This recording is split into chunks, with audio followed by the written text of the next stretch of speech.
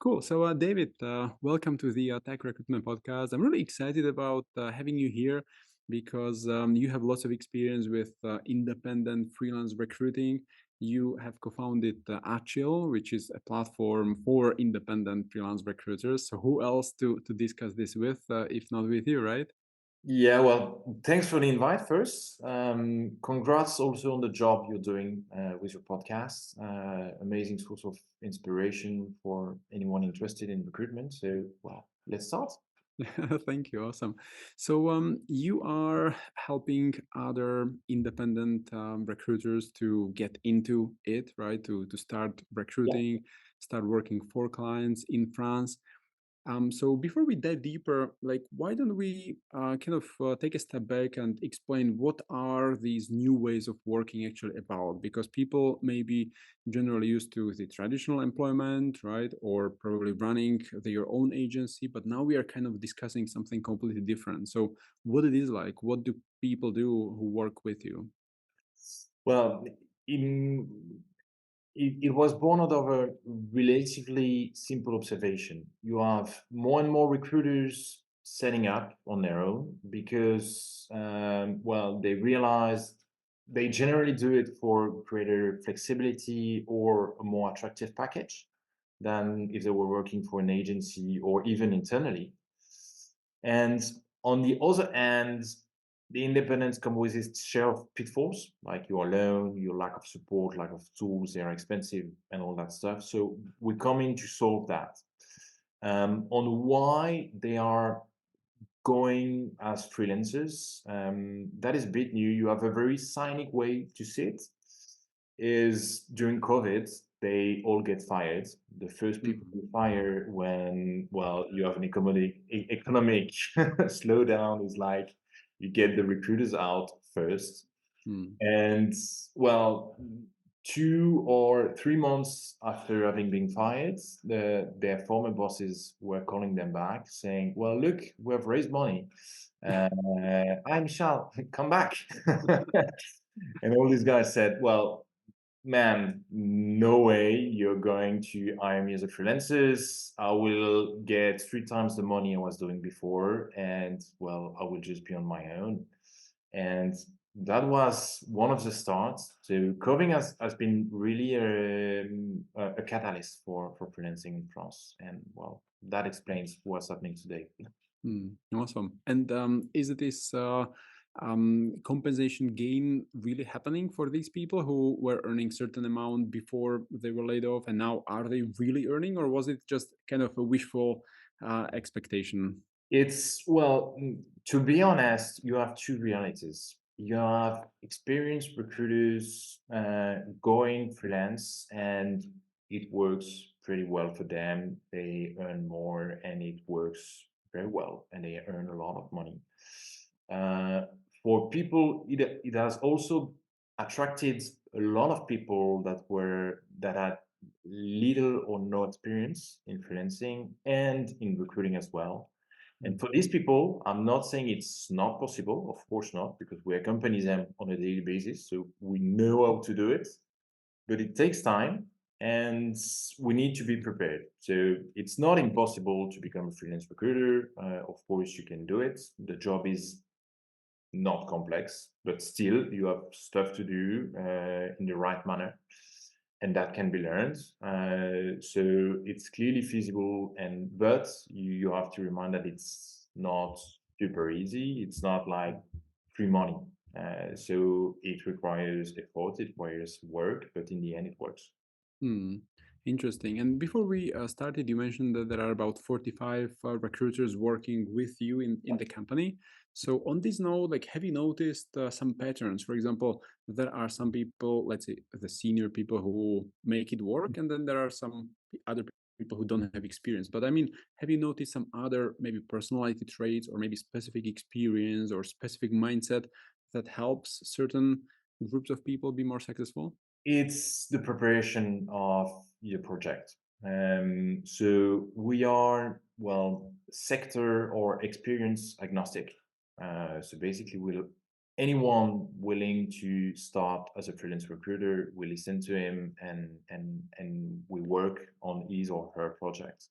Hmm. So we have tried a lot of stuff, several personas, and in the end, we see that the two main network are junior recruiters that spend a few years at a recruiting firm and well willing they know the job, they don't always know the business development side, but that can be learned. And the other type is people that have a lot of experience as operating partners. They worked in a specific industry, but they've never recruited as recruiters. They recruited for the teams, but not for them. And they need to learn recruiting, but on that front, we can help as well. So both Hmm. work. We've even done people that were doing that as a side job, side project. It works pretty well. You need to take great care because you say, well, recruiting looks like free money. It's gonna be super simple. I'm gonna send some resume and I'm going to do a lot of money. It is not the case. Hmm. Hmm. It needs to be prepared, it needs effort and work, but in the end, it works. So as long as you have sold thoroughly your project, it can work. Hmm. It's kind of interesting how you say it because that's totally the perception. It sounds easy, right? No certifications needed, no barrier to entry. Anyone can start with a laptop and a smartphone, and off they go. And even when we onboard people to join the Tech Recruitment Academy to prepare for a job, like they're often like, "Oh no, I don't need this. I just want to apply for a job." And we are like, "Oh well, but Yeah, you don't even know the industry jargon. Like, what do you expect?" no, that's true. You need to, well, it's pretty easy to start. You don't need much a phone, a laptop, and you're set up. Hmm. You were, well, if you were setting even like a bakery, you need to buy an oven, you need to buy, well, Yeah, stuff. And flower. then Yeah. maybe one day you will sell bread. Hmm. You need to invest money. In recruiting, well, you set up, you take your phone, you take your laptop, you set up. Well, not exactly. You need to buy an Hmm. ATS, a CRM, and all that stuff, but it's pretty easy in terms of investment. It's very low. So it can be very lucrative, but in the end, it takes some time. Hmm. And you mentioned some of the tools. Do you also provide tools to people who join your network? Yeah, we do. Basically, we're working like we have two jobs on the tool side. First, we compare them. We tested a lot of them: CRM, ATS, multi-posting, CV library, knowledge base, contact search. Well, you have plenty of them. So we selected several tools. We packaged them in a well in a tool pack, and we provide them at a reduced cost because we buy licenses for all the network, uh, Hmm. so we can gain money on the single Yeah. license. Hmm. So in the end, it's less expensive for recruiters to buy the tools from us than from directly from the resellers. Awesome, awesome. That's awesome. So, do you also provide, let's say, LinkedIn Recruiter because that's one of the tools that recruiters usually start with? It's not in the standard pack because LinkedIn Recruiter will be very important and the tool for a lot of people in the IT. That's true. That's less true in the industry, for instance, or several other jobs that we are treating as well. So we have Mm. a standard tool pack without LinkedIn Recruiter, and we have another one that's an option where you have Mhm. LinkedIn as well. No, that's interesting, interesting. And you mentioned some other industries.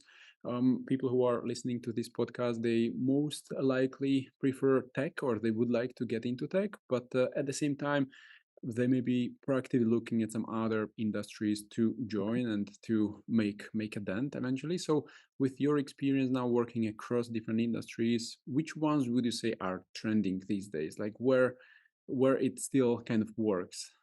It changes a lot.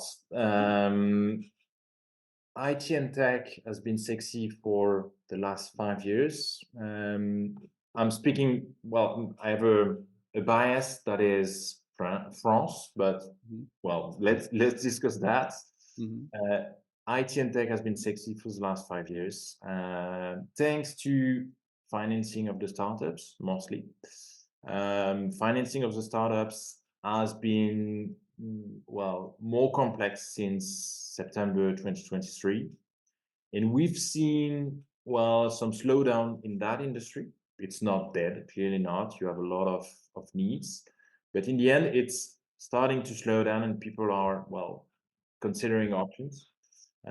What we see as well is you have jobs that are well underrepresented, like in the finance, accounting. You have a lot of missions. Candidates are very hard to find, and clients are really able to pay because they need candidates. mhm, Industry will depend on the niche you're based on, but you have a lot of stuff to do on that front as well. We didn't crack the healthcare space, but we do believe there's something to do here as well. Then we've tried marketing. We have seen that marketing is not that complex in the end. People don't need recruiters, or at least freelance recruiters mhm, on that front, because you have a lot of candidates. You have a lot of schools that provide a continuous number of candidates. mhm, You have very few job openings on that front, so less relevant. So mhm, it changes a lot. Industry is increasingly more sexy. That's a bit far from the startup tech scene, but in the end, it can be very interesting as a freelancer. Accounting as well. So mhm. well, we track them all, and we try to position on the best positions. It's interesting now when you mention marketing, for example, because this is one of the jobs where people can be retrained relatively easily and quickly, which could also be the reason why so many boot camps are kind of preparing these people to join companies or marketing agencies quickly, and then as a result, recruiters are not needed to work on these roles. But Yeah. on the other side, in engineering, for example, it takes several years for people to go through the studies, and probably people in mid 30s don't go to study an engineering school. So all these factors kind of influence what is interesting. That's very very cool. And you mentioned that you are monitoring these, so I assume also for your recruiters you are providing some intelligence on what kind of industries to focus on, right? Yeah, we do. And well, luckily, we have several players in France that are providing resources on that. Even the Hmm. French state is providing data on, well, what are the jobs that needs to be, well, where do we need to train people, where it's easy, where it's not easy. So we do have a lot of data directly from the states in France. So it can help a lot in your positioning.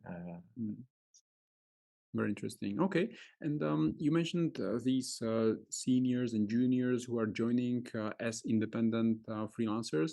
Like, is this career also good for people who still are employed and have a job that they don't want to leave for the time being? Like, can they work part time on the side?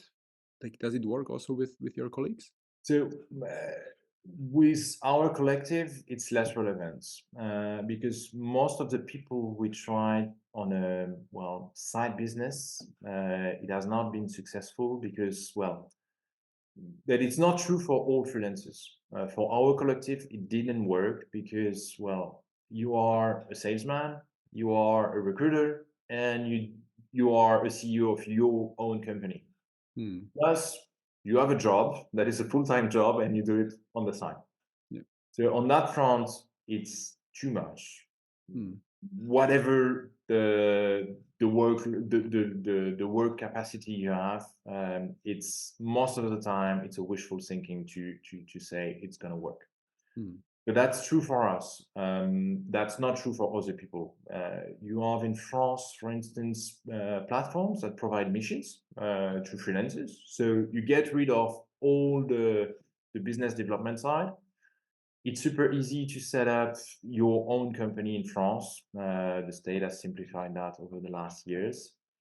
So for these people doing that as side jobs, if they do have an expertise, a specific expertise, they can monetize it. But we're not the right partner to do it, but it works for a lot of people outside Achil. Hmm. And when you say that these other platforms provide missions, are you referring to job requirements? Because just some people may not be familiar with this word in this Yeah. context. Yeah, you have platforms in France, but well, platforms are accessible from everywhere, but their clients are mostly in France or Europe. And they provide missions or job requirements for Hmm. recruiters. You can plug in saying, well, I'm going to apply to look for candidates for that job. You get access to the job desk and to a small brief done by the platform, and you can send resumes and well cover, and if that works then they present it to the final client as well. Hmm. Awesome. So if we kind of think about these different independent recruiters, let's say Yeah. the person who has a full-time job and would like to work part-time. So based on what you say, this person would be better off joining some of these platforms where they do the business development, right?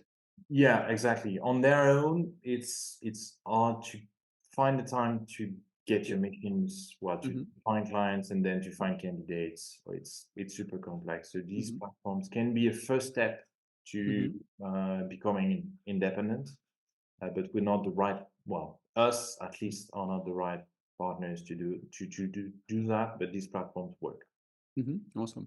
And then people who really want to go all in and want to make it work and want to become the CEOs of their own company and life, like they join your business, right? As independent full-time freelancers. Well, not all of them, of course.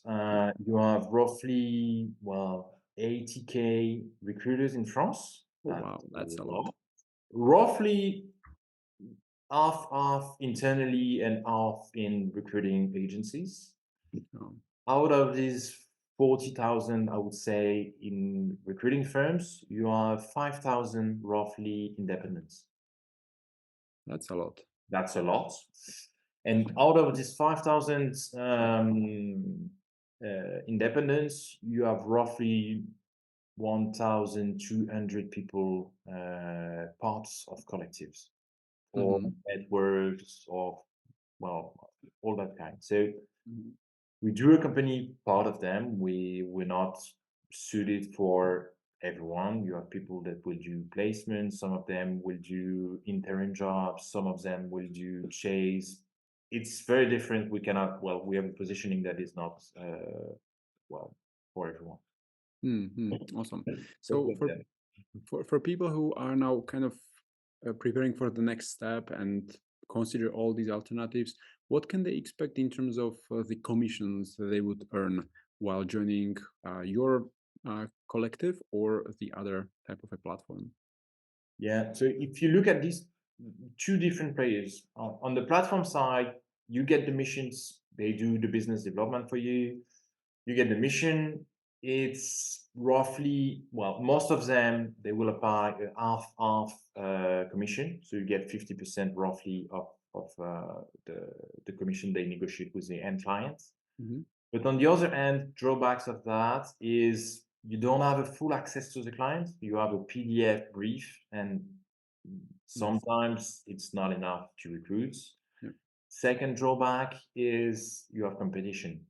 Well, you have competition everywhere, but in the end, when you are on the platform, the mission is sent to you, but two, four, five other people on the same mission. So, well, if you look at the statistics, you get one chance out of five to do a placement, and Mm. that's also a drawback. You need to take it into account, but in the end, they provide you with a mission, so that's, well, they do the Mm. job, and that's exactly what they're doing, so it works. Yeah. On our end, and that's true for us, but also the other collectives that we see, you have roughly 30 collectives or network of independent recruiters in France, all with this differentiating model. business model. Some of them will do more or less training, more or less coaching, more or less community, more or less tools. It will all differ from one to the other. But to be general, the take rates of these networks are between 10 and 40% of the mission, depending on the services that they will provide.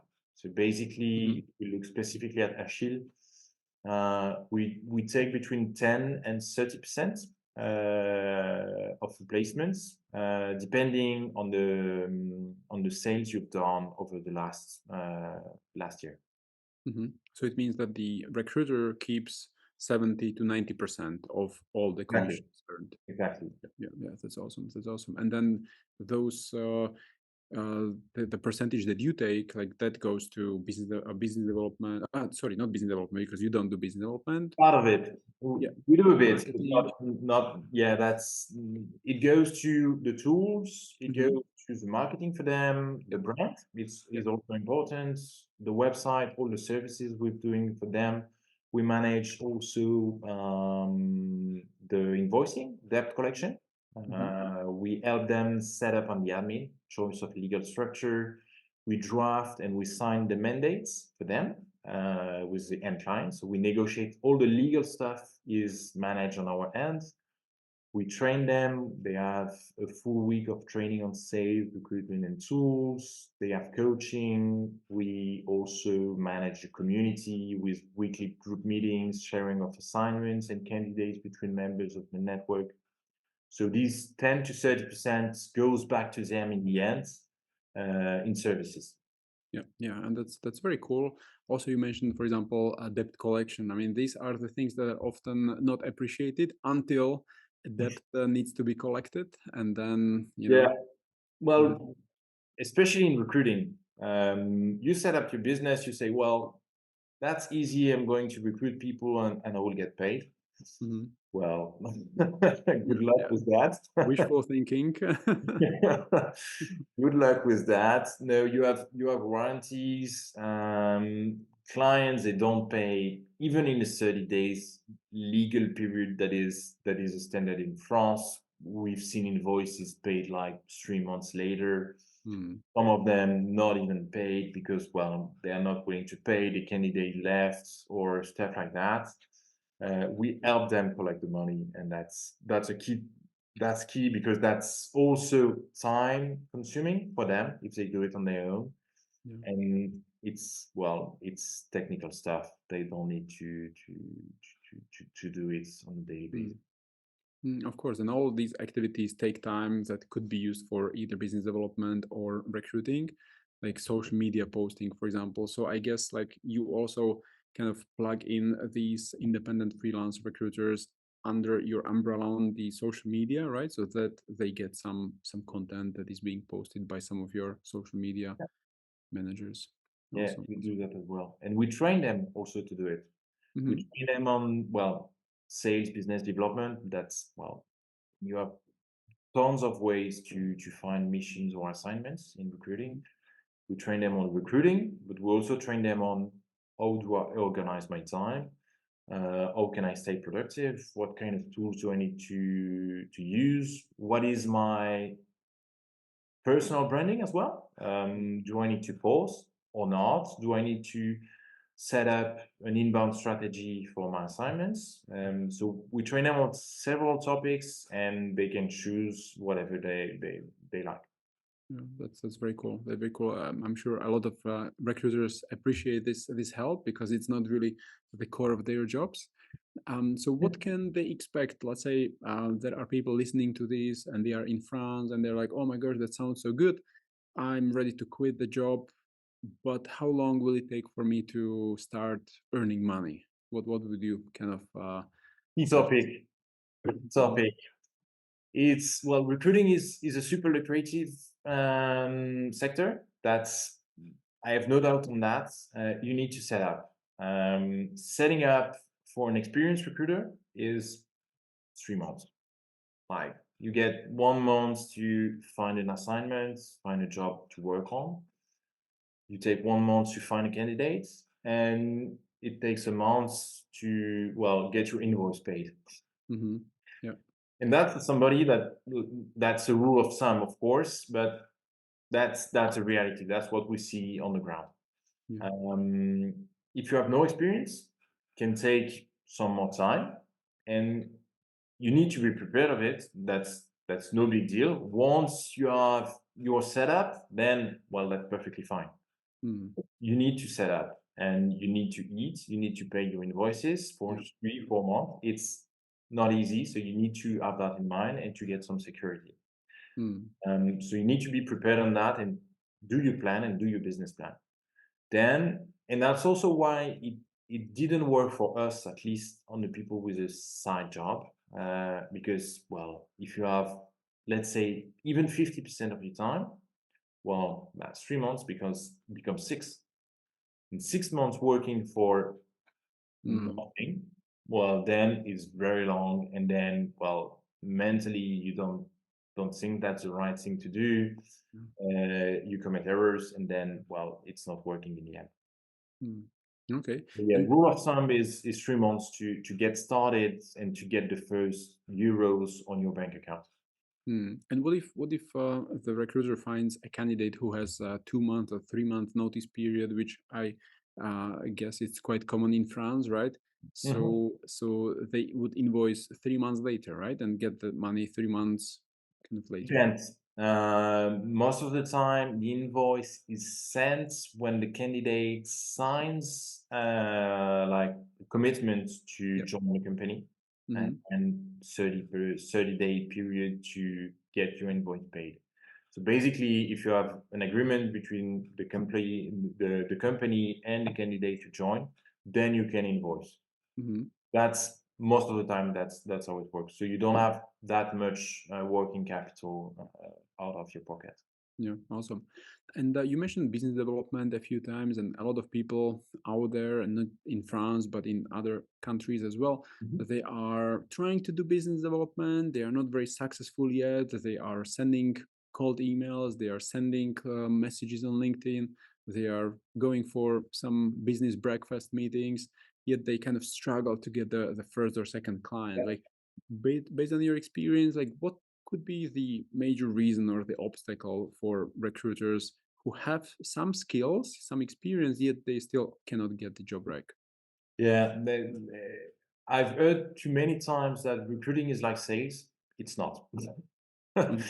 Looks like you manage a pipeline of opportunities and a pipeline of candidates, but in the end, it's very different. What we've seen is specialization is the key. Like, you are a recruiter in IT. Well, okay, what IT? Are you doing gaming? Are you doing SAP jobs? Are you doing, I don't know, specific tech? Are you doing cybersecurity? That's, well, what's your niche? What's your positioning?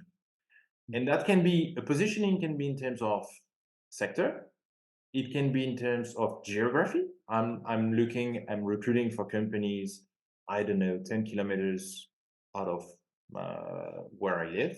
Mhm. It can be very different. That's the first step. Second, and that's the most common. So first, sectorization. Get your positioning right, and that's, well, a thinking process. You take a week thinking about it, then you test, you A/B test your positioning. It works, it doesn't work, and then you focus on what's working. Mhm. That's first advice I will give to anyone joining us is take time to think about your positioning. Mhm. Second thing is, right, well, common error as well is you outreach to a lot of people, but in the end, you will never work with a large company. They are addressed by traditional agencies. They have agreements, long-term agreements with these guys. As a freelancer, you're not the right guy to work for them. Mhm. We are, what we see is that we are more working with small, medium companies and startups that are less addressed, that cannot work with a recruitment agency because that's too expensive or it's too much consulting, in a negative manner, I would say. Mhm. And these people, you came in as a freelancer that is specialized on their job. You know the market. Well, you get the mission. You get Yeah. the so that's the second thing to do. Hmm. So yeah, positioning, then addressing the right clients. Third step is most of them they go out to the market. They will say, okay, I'm going to send, I don't know, mass mailing to all the HR people out there, seeing if they have needs. Well, everyone does that. First, well, you take your phone, list all the contacts you have, call them. Hey, look, I'm starting as a freelance recruiter. I would be very happy to have a quick discussion on your needs, or should you know candidates or companies that recruit. That's your network. Start easy with them, and it works pretty well. Awesome. I mean, this at the core, it just feels so kind of straightforward, yet probably so Yeah, difficult for people. Also, tapping on the network, people may be a bit scared to kind of good. reveal that they are working as freelance recruiters, and they probably want to go for some other quick wins. But Yeah, this is just so true, really. Just approach people who you know, it's introduce yourself, reposition yourself as an expert in this niche. and that's well. What's also funny is that it's very simple thing. It's basic, Yeah. but in the end, you need to do it right in the right manner in the right order, and it works. Yeah. It's like what we're providing. We don't send rockets into space. We're doing recruiting.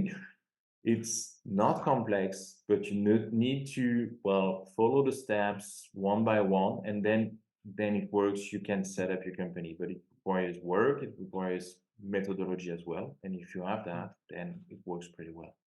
Yeah, very, very cool, very cool. So straightforward, simple, yet powerful, and it works. So that's Yeah. awesome. You also mentioned something interesting with regards to these bigger companies, the manpowers and expertises and Accentures and whatnot. As they charge more probably than the average market. So Yeah. would you advise independent recruiters to go on the lower end of scale, with regards to the commission, or what would be your generic advice? They don't need to. They have the flexibility to, and that's that's a key difference. Um, the two pain points for companies that need to recruit, well, the large companies, they have a good brand image, they have recruiters internally, and they have budget to hire agencies. Yeah. They don't need you. Mm. um, the if you focus on the lower end of these companies, so smaller companies, they have no branding, no employer branding. Um, they have no talent acquisition internally. Mm. They don't work with recruiting firms because it's too expensive and too consulting. Uh, but that's the people who are recruiting and they need help. How can you be less expensive and less consulting than traditional firms? Well, independent works well because you answer the two main points that they have. You can be slightly lower in terms of fees, and that's no big deal because you'll get no competition on that front. And also, you have a cost base that is lower than these people because you're not a huge recruiting firm. So basically, well, you're a freelancer, you're working from home, you don't need a specific office, you just need a laptop and a computer and a phone. That's all. Mm. And should you have a recruiting firm, they have offices, they pay the cars for their salespeople. You have a lot of fixed costs that they cannot get rid of. Yeah. So as a freelancer, you can be slightly lower in terms of fees, but still earn more than if you were working for an agency. So that's the first point. And second point is, well, if you have a positioning that is right, well, you know the sector, you are an expert, you have recruited for that space, you have the experience. So Mm. less a consultant than when you came with a big brand and Yeah. that's your name. That's like people business. Yeah, yeah, interesting.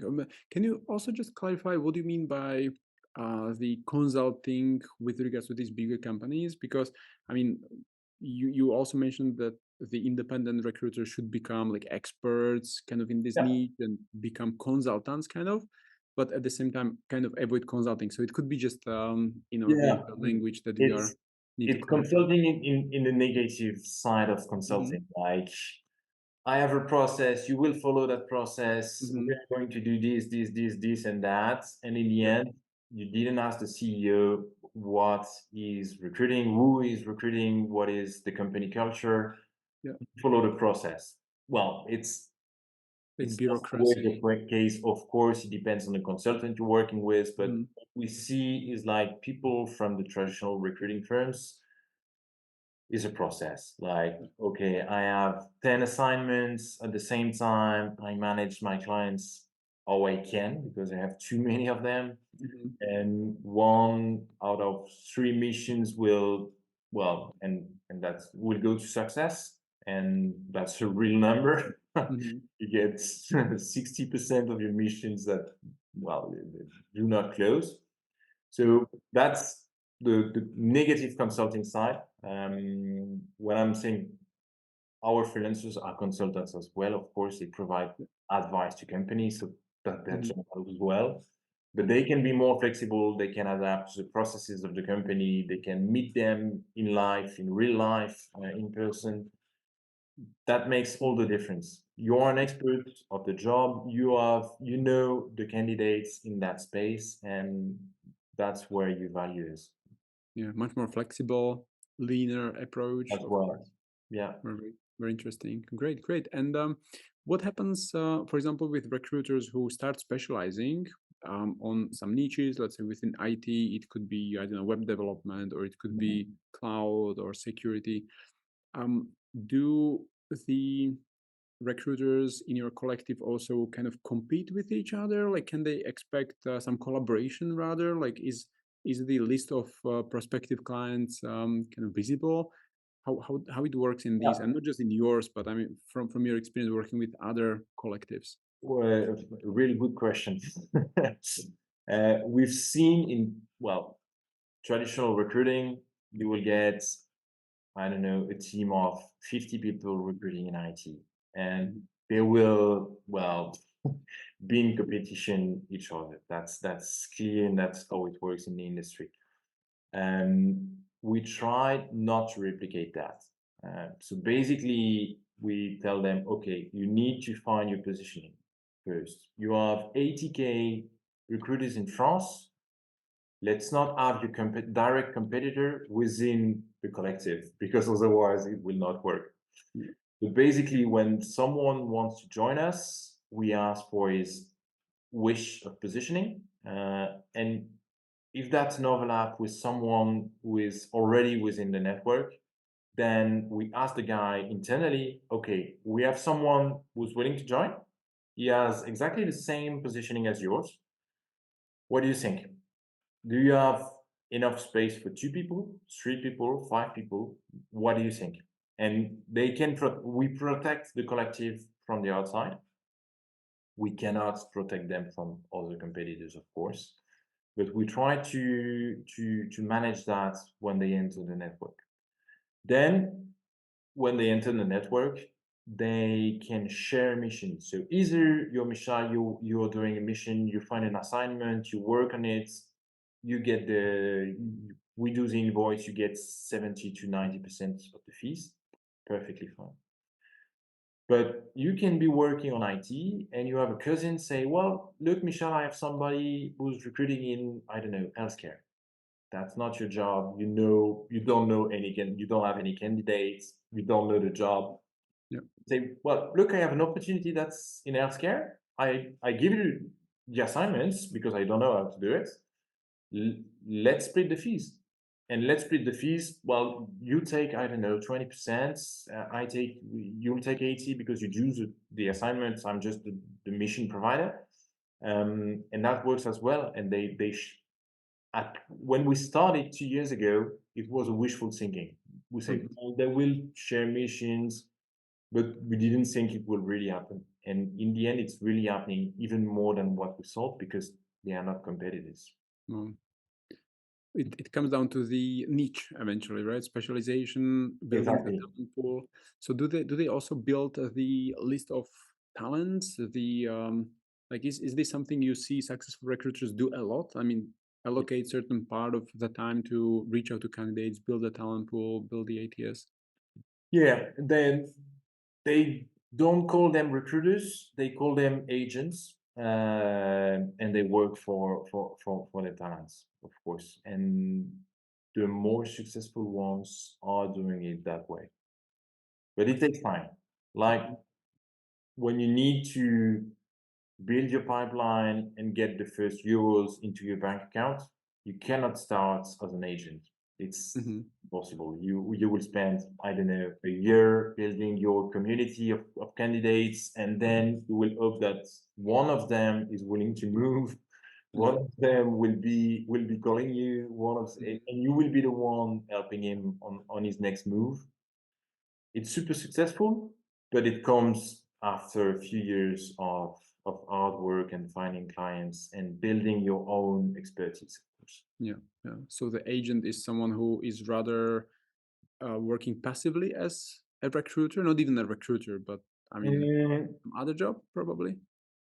not specifically. They're Hmm. they, they're doing full time, but well, they used to be recruiters. They have candidates. They are highly knowledgeable in their space. So clients go to them directly because they know they have the Hmm. talent. And talents same, they go to them because well, it's you are the one recruiting in that space. And well, we've seen it on very specific niches, like we've seen that in the audio industry, we've seen that on very specific tech languages, we've seen that on the gaming as well. You are an agent in gaming, you know, developers that are able to I don't know, build a map level on the gaming industry. They go to you because you are the recruiter working in that space, and everyone knows that. It Wow. takes years to be recognized as the agent, Hmm. but it's more like you don't decide to do it. Like one day you wake up and well, okay, everyone comes to you, either Hmm. client or talents, and they go to you, and well, then you can be passive because well, business is coming to you. Yeah, yeah. Well, that's the dream coming true probably for a lot of Exactly. people eventually, after several years of hard work. As Well, well. that's awesome. So on this positive note, we can probably share the last piece of kind of wisdom for people who are now working hard and hustling in the recruiting space. Mhm. For a lot of people, it's been a really difficult year with fewer clients and fewer placements. So what would you kind of advise to these people, like what to do or what not to do? Well, be resilient. That's key. Even as in even more as freelancers. If you were working for a recruiting agency, when you have a slowdown, they cut everyone, and then when it starts to getting better, they will need to hire new recruiters, and it will take time. They will have a lag when it starts back. Hmm. And as a freelancers, okay, that's maybe not a good year, but for everyone in the industry, and that's true for everyone. But in the end, you are set up. You will not move to a company when it starts. You will be ready before the others. So when it starts back, you will be ready before them. So theoretically, if you follow that logic, you will start and you will make more when it starts back. So that's my perception of it. So it's tough times for everyone in this industry, but it's not the way to be. It's not super positive, but in the end, when you will get back, you will be well better off than if you were joining a new recruiting firm and then starting because they would get lag in. Awesome, awesome, cool. So, well, thanks a lot for sharing all these insights and tips for people who are probably struggling, probably looking optimistically at what to do next. Before we wrap it up, where can people connect with you? Where can they learn more about you and the company? My LinkedIn, that's Mhm. super easy. David Kieffer from Achil. They can join me. I reply to every email or LinkedIn message. So easiest way is to Mhm. send me a note on LinkedIn. Awesome, great. I'll include the link in the show notes. Well, yeah, thanks a lot for sharing. It's been very helpful, and yeah, I'm sure lots of people now have an idea of what kind of environment to join and how to decide what to do with their recruiting career. Well, thanks for the invite, Michelle, and happy to discuss with you and all the people that will have questions. Awesome, cool. Thank you. Have a good day. Bye. Goodbye. Thanks. Bye.